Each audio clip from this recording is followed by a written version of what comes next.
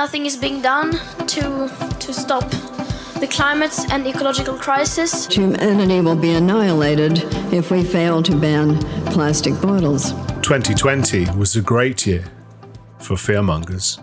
It was a year that put emergencies at the front and centre of politics. And it was a year in which politicians discovered a new way to handle any kind of emergency. It was the year of the lockdown, and it has been celebrated by green politicians and campaigners all over the world. It has grounded planes, closed roads, destroyed industries, and locked people in their homes, exactly what green campaigners have been campaigning for decades.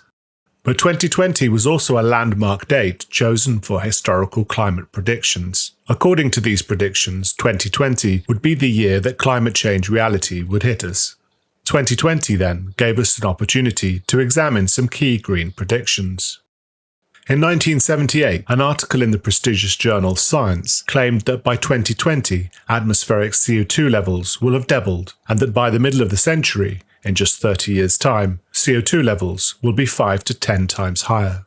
Claims such as these helped to set global warming on the international political agenda, and journalists were keen to explain to the public that a disaster was unfolding. But 40 years later, CO2 levels in the atmosphere have increased only by a third, very far from the scientists' apocalyptic prediction. By 1986, alarmism had gathered momentum. Scientists at the United States Environmental Protection Agency predicted that Florida would see 2 feet of sea level rise by 2020.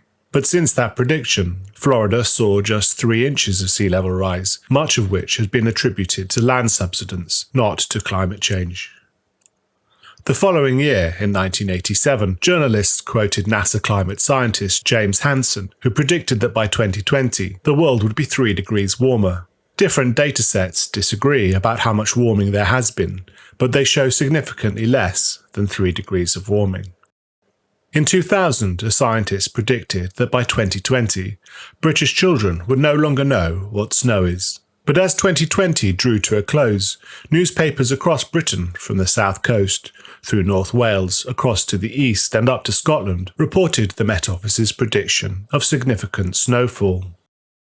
Later in 2000, newspapers reported a Greenpeace study which claimed that because of climate change, by 2020 some Melanesian nations could lose between 15 and 20% of their gross domestic product. But the 2000s and 2010s were good economic times for the region. Each Melanesian economy showed substantial and unprecedented economic growth, contrary to Greenpeace's dire predictions.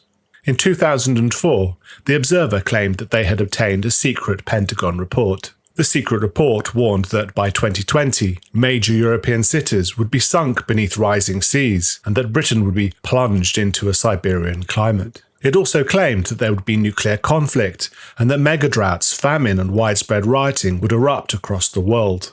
It is cold in Britain right now, but with lows of minus 32 degrees centigrade predicted for Siberia over the next few days, Britain seems hot by contrast. And at the time of this video's production, no European city is reported to have sunk beneath the waves, and reports of nuclear war have... The Guardian.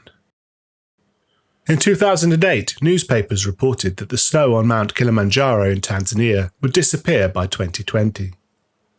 It's still there.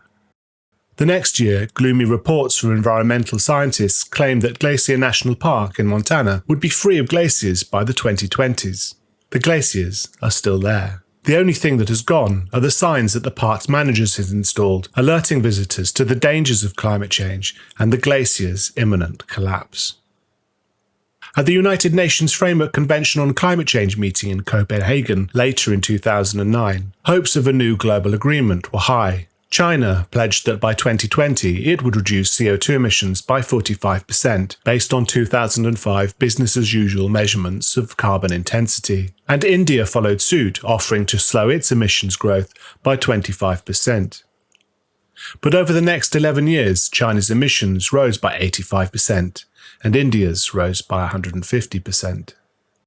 In 2013, a study published in the journal Geophysical Research Letters projected a nearly ice-free summer Arctic Ocean before 2020. But in September 2020, the month in which Arctic sea ice extent is the lowest, there remained nearly 4 million square miles of Arctic sea ice.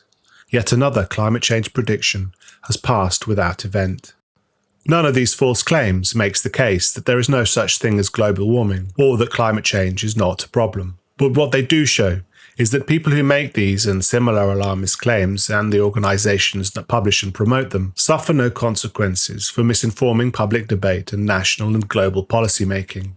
They were not trivial errors such as typos or transcription mistakes, misremembering facts, or accidentally getting timescales or events muddled up. They were claims made not by people who do not know any better, but by experts, academics, scientists, scientific institutions, government agencies, international campaigning organizations, senior politicians, and global news media companies. Whether or not these kind of claims are made in bad faith, they follow a pattern of a half-century history of apocalyptic scaremongering that has gone unchallenged in the mainstream. It is the absence of any motivation from powerful individuals, institutions, and governments to challenge that scaremongering that exposes the fact that alarmist claims are produced not by science, but by ideology.